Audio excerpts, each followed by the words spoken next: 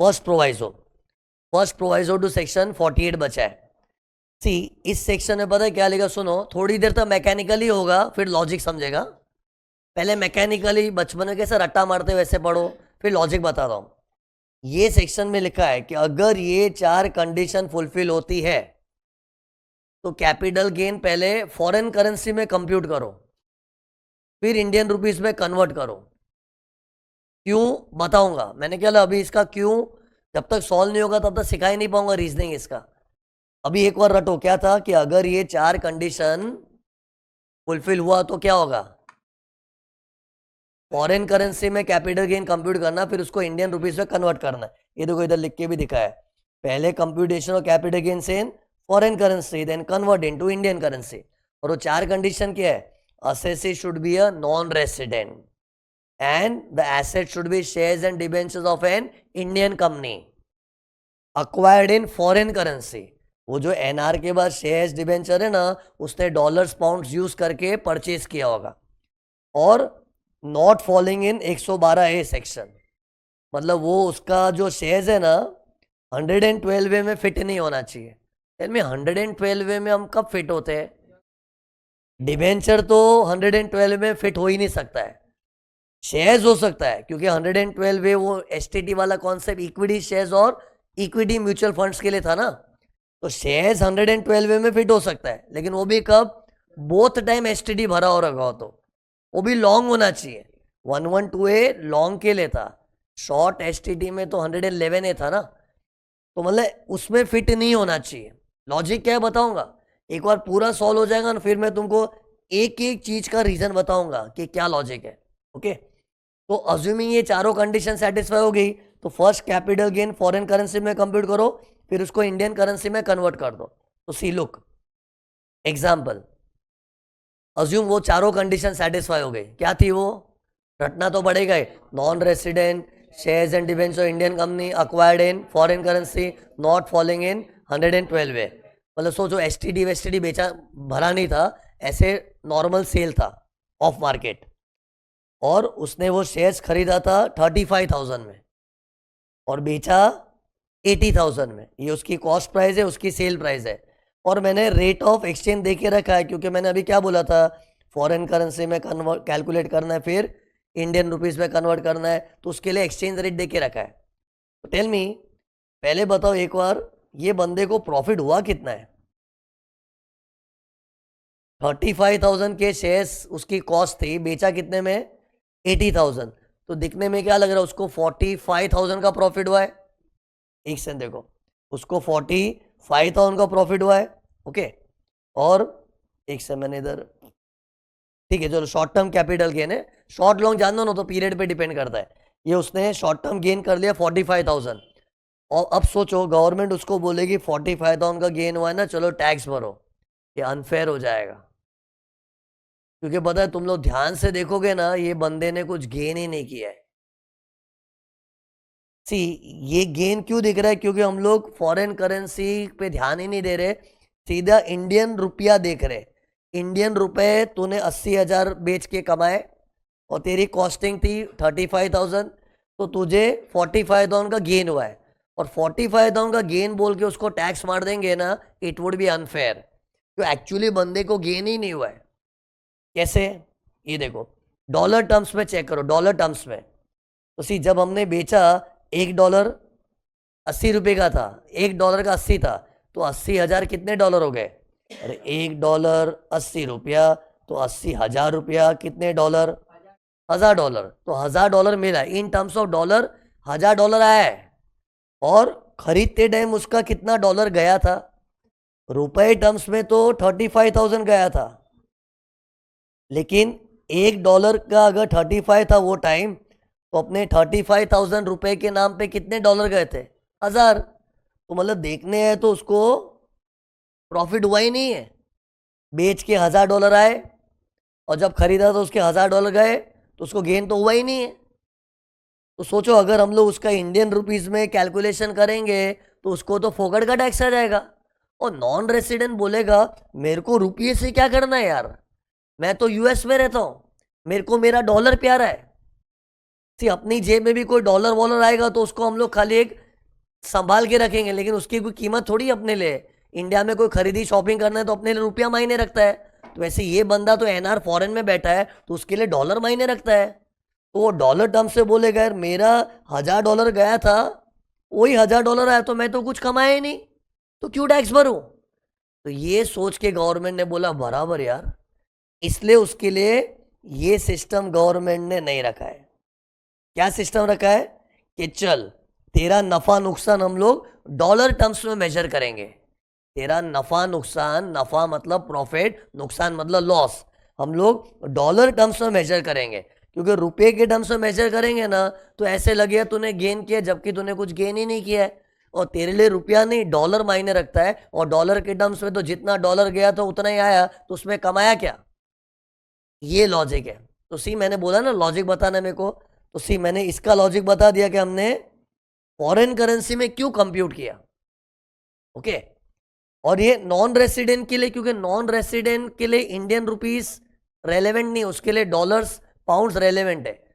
और पता है ये फैसिलिटी गवर्नमेंट ने खाली shares and debentures of Indian company के लिए दी है खाली। क्यों shares and debenture Indian company, ऐसे तो नॉन रेसिडेंट भारत में कोई जमीन ले लेवे, सोना ले लेवे, हर जगह ये बात लागू होती है ना। लेकिन गवर्नमेंट ने वो फैसिलिटी हर एसेट के लिए एक्सटेंड नहीं की है।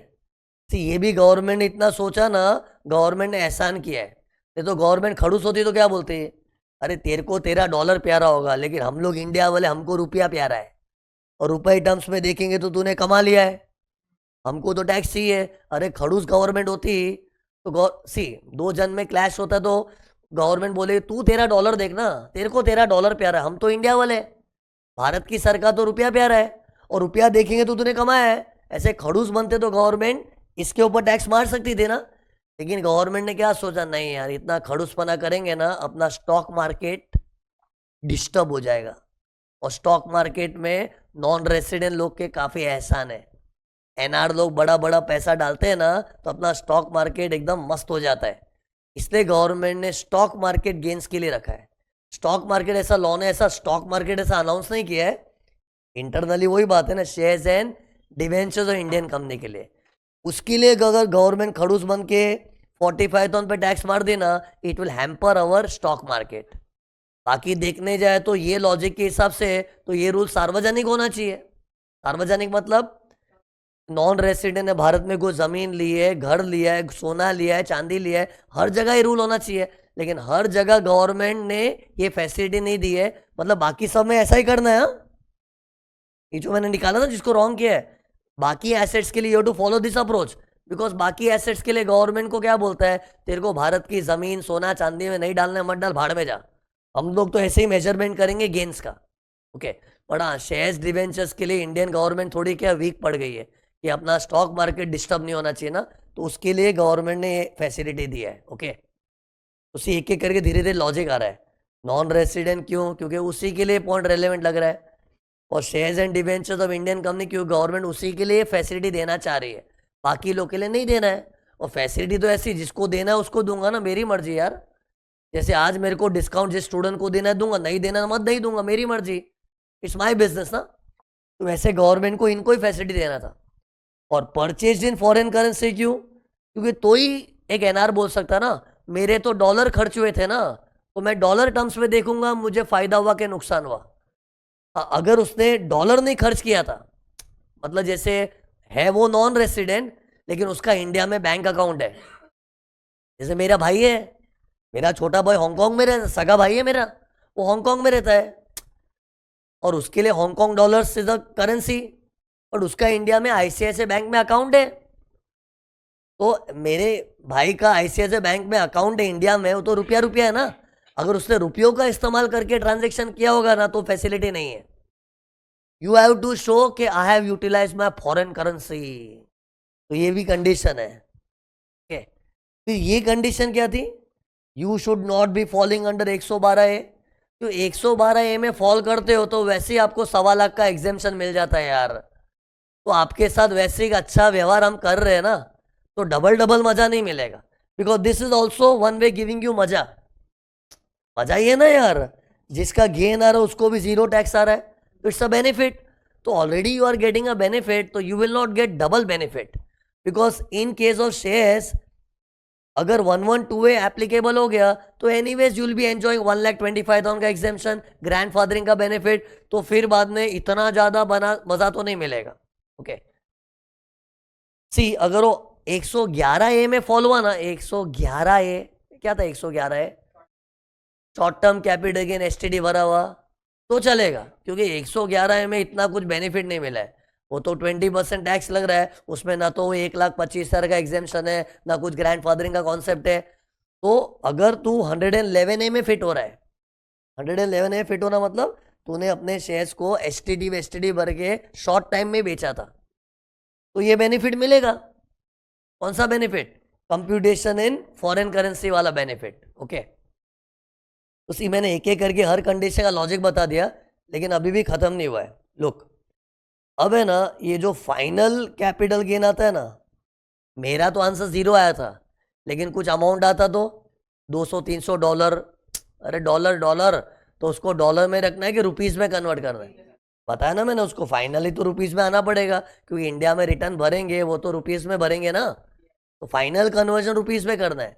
अब वो कैसे करना है, एक बार मैं इधर बात नहीं करता हूँ, मैं एक सम ही ले रहा हूँ इधर, क्योंकि सी इधर मैंने ना एकदम लाइट डिटेल्स वाला सम बनाया था, अभी एक्चुअल ऑथेंटिक एग्जाम टाइप सम ले रहा हूँ. ये देखो कुछ नया नहीं लगे, मैंने कॉन्सेप्ट खत्म कर दिया है, खाली थोड़ा ये सम में ना बाइंग रेट सेलिंग रेट कुछ होगा ना, उससे रिलेटेड थोड़ा एक्स्ट्रा एक्सप्लेनेशन सुनने में आएगा. बाकी कॉन्सेप्ट खत्म हो चुका है. कोई बोले ना ये गवर्नमेंट ने फर्स्ट प्रोवाइजो क्यों खोला, उसको बोलने का क्या लॉजिक, बोलने का कि एनआर के लिए तो डॉलर मायने रखता है, उसका डॉलर कितना गया था उसके बदले कितना आया वो डिसाइड करेगा उसको गेन हुआ है कि नहीं. ओके एक और चीज सुनो बोलनी रहेगी, इसको ऐसा क्यों बोलते हैं फर्स्ट प्रोवाइजो? सी सेक्शन 48 तो मैंने पढ़ाया था मालूम है, method of computing capital gain. अरे नॉन डेप्रिशिएबल एसेट का मोड ऑफ कंप्यूटेशन 48 में दिया है, बोला था ना. तो प्रोवाइजो मतलब उसका एक्सेप्शन है. कभी भी लॉ में प्रोवाइजो बोलते हैं ना, proviso 1 proviso 2, that creates an exception, और this is exception for 48, and 48 is the method of computation. तो मेथड ऑफ कंप्यूटेशन में तो एक्सेप्शन आ गया कि नॉर्मली मेथड ऑफ कंप्यूटेशन रुपया रुपया रुपया होता है, लेकिन इधर एक्सेप्शन है कि डॉलर डॉलर डॉलर में कंप्यूट करो, फिर वापस रुपये में आ जाओ. तो बिकॉज इट्स एन एक्सेप्शन बोलने में क्या आएगा, first proviso to section 48. Actually section 48 में ना एक और प्रोवाइजो, प्रोवाइजो सेकेंड प्रोवाइजो, वो इंडेक्सेशन का था, लेकिन डिसकंटिन्यू हो गया ना, इंडेक्सेशन बंद हो गया है. अरे इंडेक्सेशन तो बंद हो गया ना, कब से बंद हुआ है, 23 जुलाई 2024 से, बोला था ना मैंने. मतलब ये 48 के अंदर सेकेंड प्रोवाइजो है which talks about indexation, but that is not relevant for us now. अब ये सम ट्राई करो, एक बार डिटेल्स पढ़ लो फिर मैं बात करता हूं.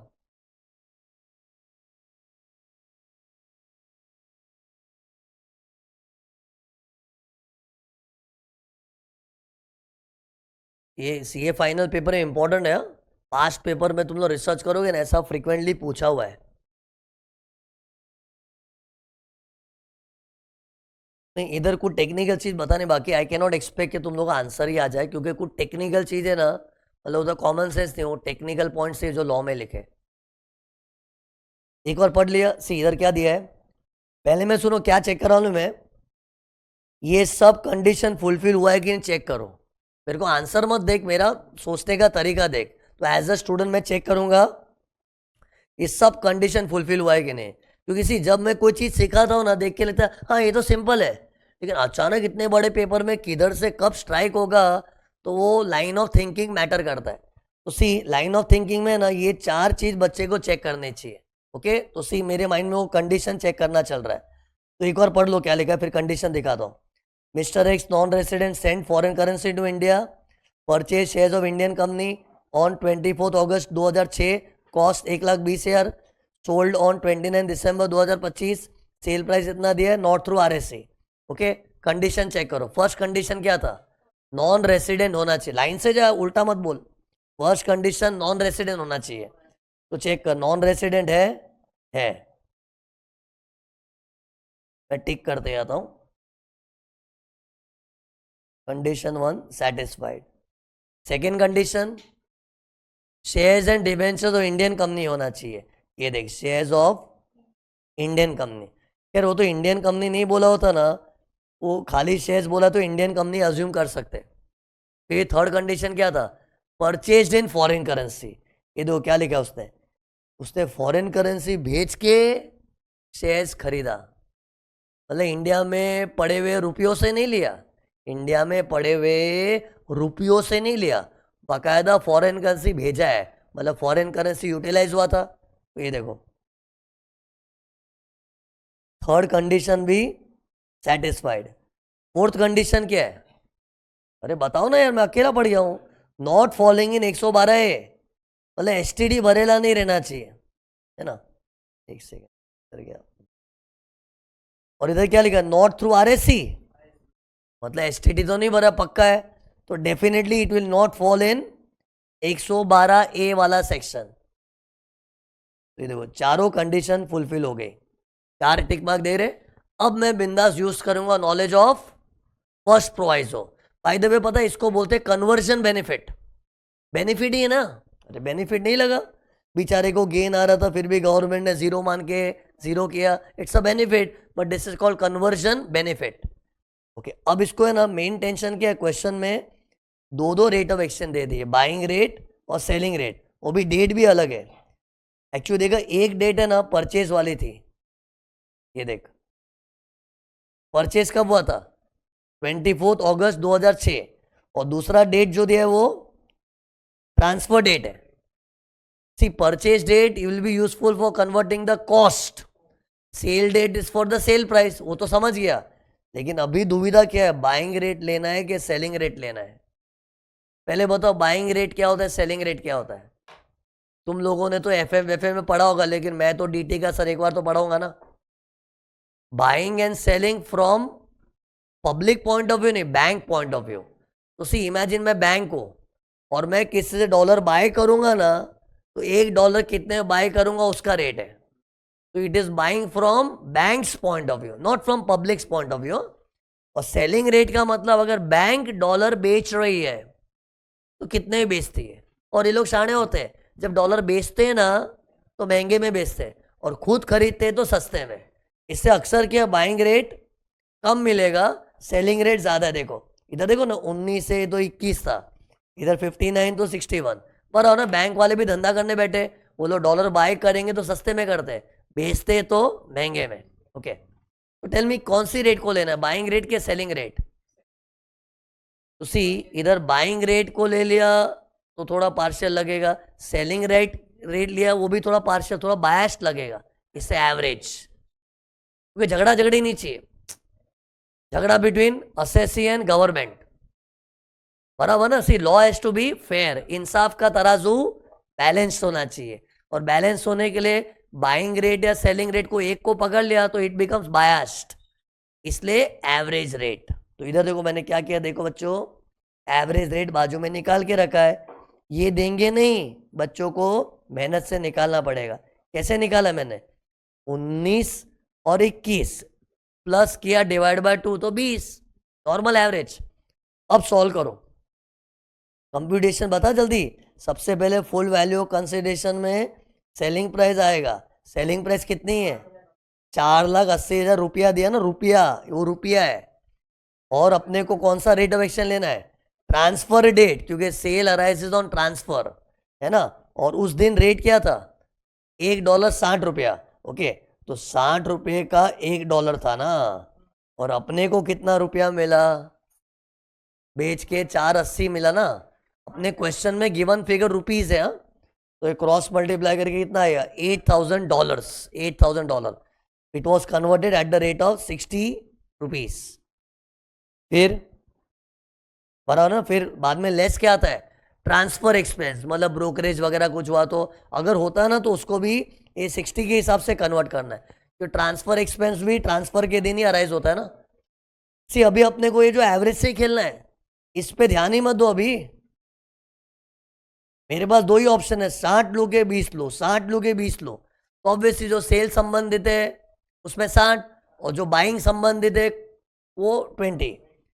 तो ट्रांसफर एक्सपेंस। अब कॉस्ट का क्या करें, कॉस्ट तो परचेज के दिन इंकर किया था ना, और अपना कॉस्ट प्राइस है कितना, 1,20,000 अपना कॉस्ट है, लेकिन वो रुपीज है, देखो ऊपर दिया था रुपीज, तो अपना 20 रुपये से $1 बन रहा है, 20 रुपये का $1, तो इसका कितना क्रॉस मल्टीप्लाई, तो $6,000 आ गया, है ना। तो आंसर क्या आया, $2,000 का लटक जी लॉन्ग टर्म कैपिटल गेन, और डॉलर में है, डॉलर में। अब इसको रुपीस में वापस कन्वर्ट करना पड़ेगा। तो टेल मी कौन सा दिन मायने रखता है, परचेस का दिन कि ट्रांसफर दिन, ट्रांसफर, क्योंकि gains arises on transfer, transfer करते तो गेन होता है ना। तो ट्रांसफर के दिन रेट क्या था बताओ, 60 ना, नहीं, अब अपने को बाइंग रेट लेना है, दिन वही लेना है, ट्रांसफर का दिन, क्योंकि गेन अराइजेज ऑन ट्रांसफर, तो I will take transfer date only, but not the average rate. I will take the buying rate. क्यों, अरे मतलब अभी $1.59 से करना है, अरे मैं पूरे होशो हवस से बोल रहा हूं, थ्रू आउट में एवरेज रेट लेके किया था, लेकिन फाइनल जो रिकन्वर्जन बैक टू इंडियन रुपीज होता है ना, बैक टू इंडियन रुपीज, वो बाइंग रेट से करना है, $1.59। एक बार करके बताओ फिर लॉजिक बताता हूं। तो $1 का 59 है, तो भी $2,000 का कितना आ गया, 1,18,000, ये फाइनल रुपीज में लॉन्ग टर्म गेन आ गया। सी फाइनली उसको बाइंग रेट में क्यों कन्वर्ट कर रहे हैं मालूम है, क्योंकि बताओ ये गेन किसका बिलोंग करता है, किसको बिलोंग करता है, असेसी को। तो असेसी को क्या बोलेंगे कि तेरा डॉलर है, तेरे को रुपया चाहिए, चल डॉलर हमको दे दे, मतलब गवर्नमेंट बाय कर रही है और उसको रुपया दे रही है। तो ये हम लोग थोड़ा रियलिस्टिक होके कर रहे हैं अभी। सी पहले तो एवरेज लिया क्योंकि अपने को बायस नहीं दिखाना, ना इधर का ना उधर का। अब फाइनल गेन जो डॉलर में है वो है डॉलर में, लेकिन उसको रुपीज में कन्वर्ट करना है, तो ये डॉलर किसको बिलोंग करता है, असेसी का है, और असेसी से गवर्नमेंट डॉलर बाय करेगी तो बाइंग रेट से देगी ना।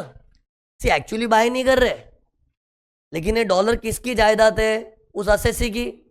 तो वो असेसी अगर अपने डॉलर भारत को देवे, तो डॉलर हम किसी से लेते हैं तो बाय करते हैं, तो बाइंग रेट लागू होता है। ओके, और वो जनरली पता है बाइंग रेट थोड़ा कम साइड में होगा तो अपना गेन और भी थोड़ा लोअर साइड में आया, ये सब बेनिफिशियल प्रोविजन ही है। तो see be careful, final conversion buying rate में करना है। ओके, एक तरह से जो डॉलर आया ना उसको बोला चल तेरा डॉलर दे दे, तेरे डॉलर को देखो इतना रुपया मिलेगा, अब इतना रुपया मिला, अब इसका टैक्स भर दे। मीन्स गवर्नमेंट ने उससे डॉलर बाय कर लिया और उसको इतना रुपया दे दिया, अब ये रुपया तेरी धन दौलत है, तेरा प्रॉफिट है, इस पे टैक्स भर दो। ओके, टैक्स का रेट क्या आएगा,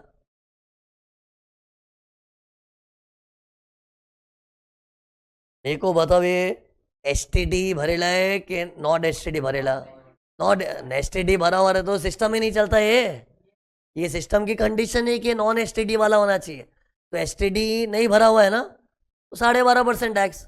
जी तुम लोग देखा कैपिटल गेन का, बस समरी बताऊं सुनो, कैपिटल गेन अभी लॉ ने इतना सिंप्लीफाई कर दिया है, लॉन्ग टर्म में 12.5 ही होता है। एसटीडी भरा हुआ रहेगा तो 1.25 लाख का एग्जाम्पशन लेने के बाद बैलेंस पे, और एसटीडी नहीं है तो पूरे पे 12.5%, और शॉर्ट टर्म एसटीडी भरा हुआ तो 20%, एसटीडी नहीं भरा हुआ तो नॉर्मल रेट, स्लैब रेट वगैरह वगैरह डिपेंडिंग अपॉन द असेसी। ठीक, कैपिटल गेन में और रेट का कोई मचमच ही नहीं है। और बताओ रेट की कहाँ रामायण थी, रेट सिंपल है, कभी भी कैपिटल गेन का कोई रेट पूछे ना, एक ही चीज चेक करो, एसटीडी वेस्टीडी रहेगा ना तो लॉन्ग टर्म में 1.25 लाख का एग्जाम्पशन लेके 12.5, शॉर्ट टर्म रहेगा तो 20, और नॉन एसटीडी रहेगा तो क्या बोलना चाहिए, लॉन्ग है तो पूरे का 12.5, शॉर्ट है तो नॉर्मल रेट्स, स्लैब रेट्स वगैरह depending upon the type of the assessee. Okay, तो खत्म, ये क्या खत्म हुआ अपना first proviso to section 48। Okay, अब इससे रेटेड है ना तुम लोग को सम्स कैपिटल गेन्स में नहीं मिलेंगे, टेक्निकली नहीं, ये पोर्शन है ना एनआर टैक्सेशन में इंस्टीट्यूट ने डाला है, एनआर टैक्सेशन नाम का एक टॉपिक है, जल्द ही थोड़े दिनों में चालू होने वाला है, तो उसकी फैमिली में ये टॉपिक को डाला है, लेकिन मैं कैपिटल गेन के टाइम ही पढ़ा देता हूँ, लेकिन इंस्टीट्यूट के स्टडी मटेरियल में तो इन लोगों ने एनआर टैक्सेशन में डाला है इसको और अलग से सम वम दिया है, क्योंकि ये थोड़ा एनआर स्पेसिफिक हो गया ना, लेकिन है तो कैपिटल गेन है ना, तो मैं कैपिटल गेन में पढ़ा दिया। ओके, तो इसका होमवर्क मैं एनआर टैक्सेशन कराऊंगा ना, उन दिनों के एनआर के सम्स में से तुमको होमवर्क दूंगा, तो उस दिन ये थोड़ा रिफ्रेश भी हो जाएगा। ओके, फिर खत्म हो गया कैपिटल गेन। अब अपने सम्स में कुछ बचा है क्या? क्या बता, सम्स का हिसाब कर।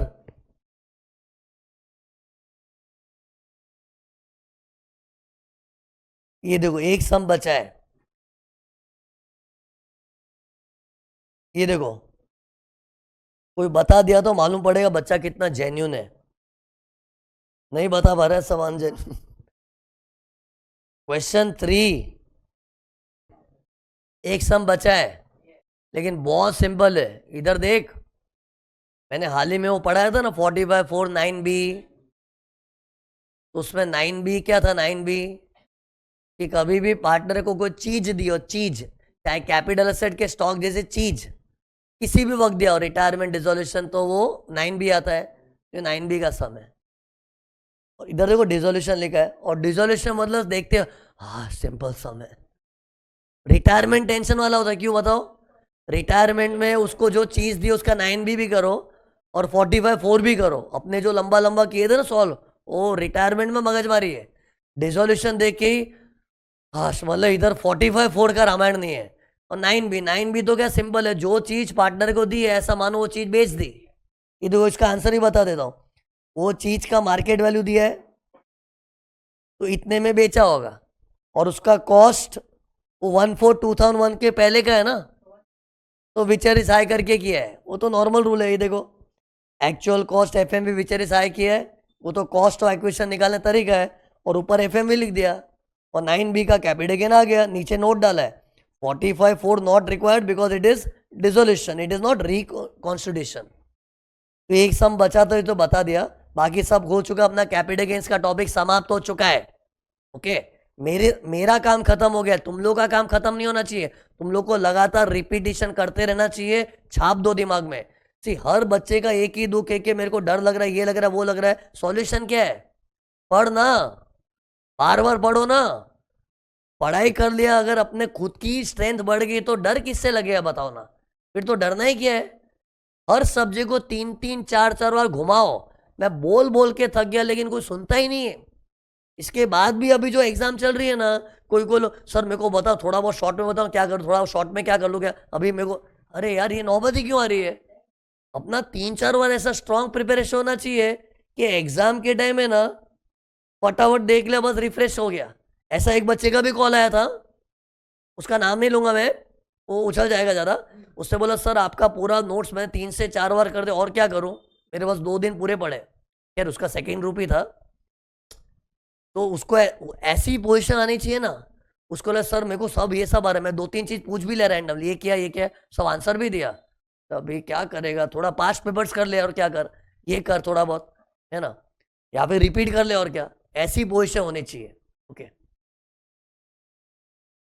और हर सब्जेक्ट में मेरे डीटी की मेरे को पड़ी नहीं है। Bottom line is you have to pass, and for that every subject matters for you. तो कैपिटल गेन्स खत्म हो चुका अपना। ओके सी, कैपिटल गेन्स ऐसे तो खत्म हो गया, लेकिन क्या है, 2 पॉइंट बताने बाकी है। सी इधर देखो 2 पॉइंट है, these are the 2 remaining points of capital gains. See first point मालूम है, वो जो सेक्शन 47 में वो था, gift, will, inheritance, partition, conversion, there it was a list of an exempt transfer. उसमें सी वो जो गिफ्ट विल वाला पॉइंट है ना, that exemption is allowed only if the transferor is individual HUF। पता है मैंने तुमको गिफ्ट का वो सेक्शन 47 पढ़ाते टाइम क्या बोला था कि आज अगर मेरे पास जमीन है जो मैंने 100 में खरीदी थी, अभी उसकी वैल्यू 500, मैंने तुमको गिफ्ट दे दी, तो लॉ ने क्या बोला, चलो गिफ्ट देने वाले के मन में कमाने की भावना नहीं है तो हम क्या टैक्स मारेंगे। अदरवाइज गवर्नमेंट की एसेट की अप्रिसिएशन में नजर होती है। अप्रिसिएशन मतलब 100 का लैंड है, आज वो 500 का हो चुका है, लेकिन गवर्नमेंट वो अप्रिसिएशन को टैक्स नहीं मारी, क्योंकि मैंने वो एसेट भले गिफ्ट दे भी दिया, लेकिन मेरा कमाने का मोटिव नहीं था ना, वो सोच के एग्जाम किया था। लेकिन वो पॉइंट इंडिविजुअल HUF को सूट होता है। आज अगर कंपनी किसी को गिफ्टिंग कर रही है तो कंपनी को तो फीलिंग ही नहीं है ना, तो कोई नेचुरल लव एंड अफेक्शन कहां से हुआ? तो कंपनी किसी को गिफ्टिंग करेगी तो कैपिटल गेन आएगा। कैपिटल गेन पता है ट्रांसफरर को आता है, रिसीवर बन के मत सोच, रिसीवर को तो इनकम फ्रॉम अदर सोर्स लगता है, वो तो मैंने उस वक्त भी क्लैरिफाई किया था।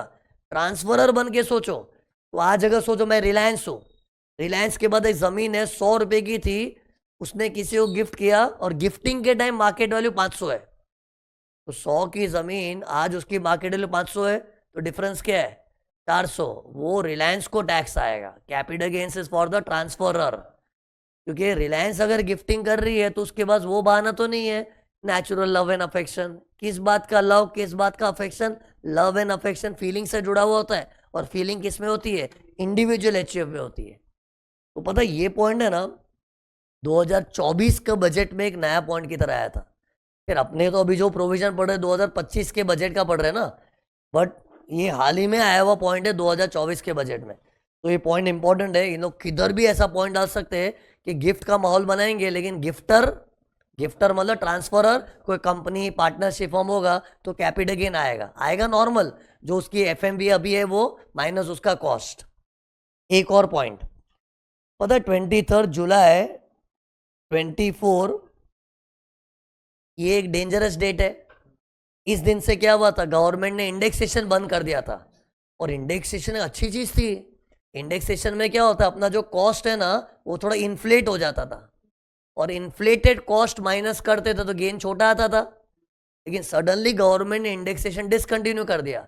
अब इन लोग ने डिसकंटिन्यू क्यों किया? लॉ को सिंप्लीफाई करने के चक्कर में, और वो एक अच्छा मूव था। पब्लिक रो रही है, क्यों? पब्लिक को तो पैसा पैसा पैसा दिखता है ना, लेकिन एक्चुअली लॉ ने क्यों किया? तो लॉ को सिंप्लीफाई करने के लिए, और सिंप्लीफाई हुआ है। देखो अपना ये कैपिटल गेन कितना स्मूथली खत्म हो गया। यही अगर मैं पुराने बैचेस से कंपेयर करूँ ना, मेरा 1-2 लेक्चर और एक्स्ट्रा लग जाता, मतलब टाइम कंज्यूमिंग भी था और थोड़ा कॉम्प्लिकेटेड भी था। लेकिन जिस तरह से हम लोग का इस बैच में कैपिटल गेन हुआ है, बच्चा जेन्युइनली रिवाइज करे तो मुंह पे रट जाएगा पूरा, तो लॉ सिंप्लीफाई हो गया ना। तो इन शॉर्ट बात ये हो रही है कि लॉ ने तो सिंप्लीफाई करने के चक्कर में इंडेक्सेशन को बंद किया ना, लेकिन पब्लिक रोना धोना चालू कर दी कि आपने इंडेक्सेशन बंद कर दिया, हमने तो कितनी प्रॉपर्टियों में पैसा डाल के रखा था, क्या सोच के कि चलो प्रॉपर्टी में पैसा डाला, टैक्स का टेंशन नहीं, क्योंकि जब प्रॉपर्टी आप बेचेंगे लॉन्ग टर्म करके तो उसमें इंडेक्सेशन मिलेगा और लॉन्ग टर्म पे रेट भी कम होगा, वो सोच के हमने प्रॉपर्टी में डाला था। लेकिन आपने चीटिंग की है निर्मला सीतारमन, आपने चीटिंग की, इंडेक्सेशन अचानक बंद कर दिया है, ये गलत है। तो हर्ट हुआ कोई कोई लोग को। इसलिए पता है लॉ ने क्या बोला, चलो जो इमूवेबल प्रॉपर्टी के इन्वेस्टर्स है ना, इमूवेबल प्रॉपर्टी, उन लोगों को बोला तुमको इंडेक्सेशन बंद हुआ खराब लग रहा है, चले काम करते आपको इंडेक्सेशन देते हैं। इंडेक्सेशन ऐसे तो हमने पूरे भारत के लिए बंद ही कर दिया है, लेकिन आपको इंडेक्सेशन बंद हुआ उसके बावजूद भी देंगे। इसको बोलते हैं ग्रैंडफादरिंग। ग्रैंडफादरिंग का मतलब क्या है? नया लॉ आने के बावजूद भी पुराने लॉ का एडवांटेज आज भी मिल रहा है। ये मैंने बोला था ना एसटीटी पढ़ाते टाइम, ग्रैंडफादरिंग कोई बोले उसका मतलब क्या है? Grandfathering means even if the law has changed but still you are able to take advantage of पुराना लॉ। तो सिर्फ इंडेक्सेशन इज अ पुराना लॉ, तो वो एडवांटेज अभी भी लेने मिलेगा, जबकि इंडेक्सेशन पूरे भारत में बंद हो गया है। लेकिन ये किसके लिए? ग्रैंडफादरिंग हमेशा ओल्ड इन्वेस्टर्स का होता है। तो जिन लोगों ने प्रॉपर्टीज 23 जुलाई 2024 के पहले खरीद रखी थी, उनको ही सदमा लगा ना, इंडेक्सेशन हाईराम बंद कर दिया, तो उनके लिए ग्रैंडफादरिंग है। बट इमूवेबल प्रॉपर्टी, क्योंकि इमूवेबल प्रॉपर्टी में क्या भारी गेन आता है, और इंडेक्स मिले ना मिले उससे बहुत फर्क पड़ जाता है। इससे गवर्नमेंट ने बाकी सब, किसी का सोना पड़ा है, किसी का चांदी पड़ा है, शेयर पड़ा है, वो सब के लिए नहीं रखा है। बट इमूवेबल प्रॉपर्टी को देख के गवर्नमेंट को भी दया आई कि यार किसी ने 20-20 करोड़ प्रॉपर्टी में डाला है, ये सोच के कि प्रॉपर्टीज में इंडेक्सेशन मिलता है, अब नहीं मिलेगा तो खराब लगेगा ना, तो इमूवेबल प्रॉपर्टी के लिए रखा है। तो look here, grandfathering for immovable property, okay. और ग्रैंडफादरिंग की शर्त क्या है? पढ़, you should be old investor. वो तो अपने शेयर्स में भी एसटीटी वाला पॉइंट था, उधर मैंने क्या होता था, ओल्ड इन्वेस्टर का ही ग्रैंडफादरिंग होता है। ग्रैंडफादरिंग का पर्पस ही क्या है? अचानक लॉ चेंज होता है ना, तो पुराने इन्वेस्टर लोग को खराब लगता है ना, उनको शांत करने के लिए। तो you should be old investor, property purchased before 23 जुलाई 24 ये होना चाहिए। ओके, तो टेल मी इन लोगों को क्या बेनिफिट मिलेगा? इंडेक्सेशन लेने मिलेगा। लेकिन पता है इन लोगों को ये भी बोला है कि अगर आपको इंडेक्स नहीं चाहिए तो मत लो, आपको चॉइस दी है। लेकिन इंडेक्स लोगे तो टैक्स 20%, इंडेक्स नहीं लोगे तो अभी तो लॉन्ग टर्म पे रेट क्या है 12.5, तो 12.5। मतलब basically they are given a choice, और चॉइस में अपने को क्या पसंद आएगा? Whichever is less. Arrow का मतलब क्या है? Whichever is less. Obviously मुझे भी चॉइस मिले तो मैं दो तरीके से कैलकुलेट करूंगा, इंडेक्स विंडेक्स लेके 20% निकालूंगा और इंडेक्स के बगैर 12.5%। जिधर मेरे को बेनिफिशियल लग रहा है वो हिसाब से मैं करूंगा। ओके, और पता है ये गवर्नमेंट ने सिर्फ रेसिडेंट इंडिविजुअल्स एंड एचयूएफ लोग के लिए खोला है। इंडिविजुअल एचयूएफ क्योंकि वो लोग थोड़े ज़्यादा सेंटिमेंटल होते हैं, यार हाय राम निर्मला सीतारमन ने बहुत खराब किया, ऐसा फीलिंग्स किसको होता है? Individual HUF. और रेसिडेंट क्योंकि देसी लोग का ही गवर्नमेंट सोच रही है, एनआर लोग की गवर्नमेंट को पड़ी नहीं है। ये गवर्नमेंट ने इमोशनली सोचा, यार बेचारों को खराब लगा होगा ना, वो दया भावना soft corner, it is only for residents. Tell me इधर बच्चे को क्या क्या बाहर करना है? इमूवेबल प्रॉपर्टी होनी चाहिए, परचेज बिफोर 23 जुलाई 24 होना चाहिए, बंदा रेसिडेंट इंडिविजुअल एचयूएफ होना चाहिए। तो क्या करेंगे? अरे होना चाहिए है, अभी क्या करना है? दो तरीके से कंप्यूटेशन होगा और जिधर अपना टैक्स कमा रहा है वो बेटर है। ओके, लेकिन एक बात बताओ, सुनो, ये नॉलेज अभी तक हम लोग ने कोई सम में यूज क्यों नहीं किया?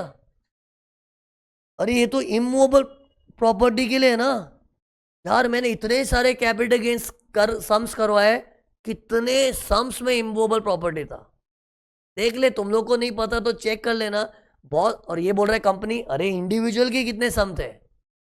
मुझे भी याद, एक दो सम में कोई शशांक था, किसमें राजीव था, अलग अलग नाम थे। इंडिविजुअल के कितने सम थे, इमूवेबल प्रॉपर्टी के भी कितने सम थे, प्लस 23 जुलाई 24 के पहले परचेस किया, ऐसे तो तुमको बहुत सम मिलेंगे अपने क्वेश्चंस में। लेकिन मैंने तो ये नॉलेज नहीं यूज किया। पूछ क्यों? क्योंकि नहीं, ये सब क्राइटेरिया सेट हो रहा था भाई। तू चाहिए तो देख ले यार, इधर दिख, एक ही सम दिखाई देता हूँ, ऐसे नहीं बात हो सकती है। देखो यही सम देख ले, ये देख सम कौन है? मिस्टर एक्स इंडिविजुअल है। हाउस मतलब इमूवेबल प्रॉपर्टी, कब खरीदा था? 94 95। अरे तीन ही तो शर्त है, 1 2 3, तो सब तो सेट हुआ था। लेकिन पता है ये ज्ञान का प्रदर्शन कब करो? जब क्वेश्चन में टैक्स कैलकुलेशन पूछा होगा, टैक्स। और अपने हर सम में ना कैपिटल गेन निकाल, गेन। जैसे कि मैंने अभी जो सम दिखा है ना, इधर क्या पूछा था? गेन्स। तो गेन्स निकालना होता है ना, तो normal plain vanilla calculation. Plain vanilla मतलब कोई इंडेक्स का किचपिच नहीं, सादा कॉस्ट लेके नॉर्मल सॉल्व करके आ जाओ। ओके, और ये नॉलेज दिखाओगे कब? अगर क्वेश्चन है पूछा ना टैक्स निकाल, टैक्स। जैसे यही सब में हल्का चेंज कर रहा हूं, कंप्यूट दी टैक्स लाइबिलिटी बोला होता, तब अलर्ट हो जाना चाहिए। हाँ टैक्स कैलकुलेशन पूछा है और वो 3 कंडीशन सर की सेटिस्फाई हुई है। कौन सी 3? इमूवेबल प्रॉपर्टी, परचेज बिफोर 23 जुलाई 24, रेसिडेंट इंडिविजुअल एचयूएफ। तब ये नॉलेज दिखाना। तो सी तुम लोग ये जो आईपैड नोट्स बनाते हो ना, वहां पे एकदम अच्छी तरह लिखना, 3-4 स्टार मार के, कि this knowledge should be shown only if the question is asking you to compute the tax. ये इधर मैंने लिखा नहीं, लेकिन इतना बोल रहा हूं ना, तुम लोग लिख ही देना। मैं तो बोल बोल के हैमर कर दिया, लेकिन बोली हुई चीज डिसअपेयर हो जाएगी, इसको नोट कर लेना। टैक्स कैलकुलेशन पूछा होगा तो ये। और एक चीज सुन, एक मस्त चीज बताओ, technical look. Imagine tax calculation का फुल फ्लेज क्वेश्चन है। अपने पीजीबीपी पे करते थे ना, कैसे करते थे? 5 एड्स का पूरा डेकोरेशन करते थे, फिर सटक लटक विनिंग्स बैलेंस, सटक लटक विनिंग्स बैलेंस, फिर वर्किंग नोट में पीजीबीपी वो आदे वैसे सम्स। वैसा सम इमेजिन करो और उसमें टैक्स कैलकुलेशन पूछा है। तो जैसे कि मैंने अभी कहा टैक्स कैलकुलेशन पूछा है, तो ये ज्ञान दिखाना पड़ेगा। लेकिन पता है, सुन ध्यान से सुनना, 5 एड्स का जब हम लोग टोटलिंग करेंगे ना, उसमें कैपिटल गेन इंडेक्सेशन के बिगर ही निकालना। क्योंकि पता है ये रूल है ना, टैक्स कैलकुलेशन से रिलेटेड है। और टैक्स कैलकुलेशन हम लोग अपने 5 एड्स का स्टेटमेंट बनाते वो टाइम करते कि वो सटक लटक विनिंग्स बैलेंस के टाइम, सटक लटक विनिंग्स बैलेंस। इससे अपना जो मेन स्टेटमेंट का बनावट होगा ना, income from salary, house property, उधर capital gain will be plain without index. जबकि मुझे इंडेक्सेशन लेना फेवरेबल लग रहा होगा, लेकिन चॉइस वॉइस बाद में करने का। कंप्यूटेशन में कैपिटल गेन जो शामिल होगा वो बिना इंडेक्सेशन के होगा। फिर अपने जो करते हैं सटक लटक विनिंग्स बैलेंस, उधर जब टैक्स निकालते हैं तो उस वक्त है ना अपने वर्किंग नोट में देखेंगे किधर टैक्स कम आ रहा है, किधर टैक्स कम आ रहा है, वो वाला डाल देंगे सटक लटक विनिंग्स बैलेंस में। वो कॉलम से याद है, फर्स्ट कॉलम क्या था, सटक जी अंडर 111 है उसमें 20% टैक्स, फिर लटक जी अंडर 112 है उसमें 1.25 लाख माफ करके 12.5% टैक्स, और अदर लटक जी होगा ना उधर जाएगा ये, एसटीडी नहीं है ना अदर लटक जी। लेकिन उसका कैलकुलेशन करने के लिए फिर वर्किंग में चेक करना 20% बेहतर है कि 12.5% बेहतर है, वो वर्किंग में। लेकिन सुना ध्यान से, मेन 5 एड्स के स्टेटमेंट में कैपिटल गेन विदाउट इंडेक्सेशन। तो इसी लॉ ने क्या बोला, कैपिटल गेन तो इंडेक्सेशन के बगैर ही दिखेगा। हाँ, तेरे को ज्यादा दुख हो रहा है ना तो टैक्स कैलकुलेशन के टाइम देख ले, जो कमती है वो भर दे। तो ये एक चीज था, बस खत्म। तो अब फाइनली कैपिटल गेन्स अपना खत्म हो चुका। ओके।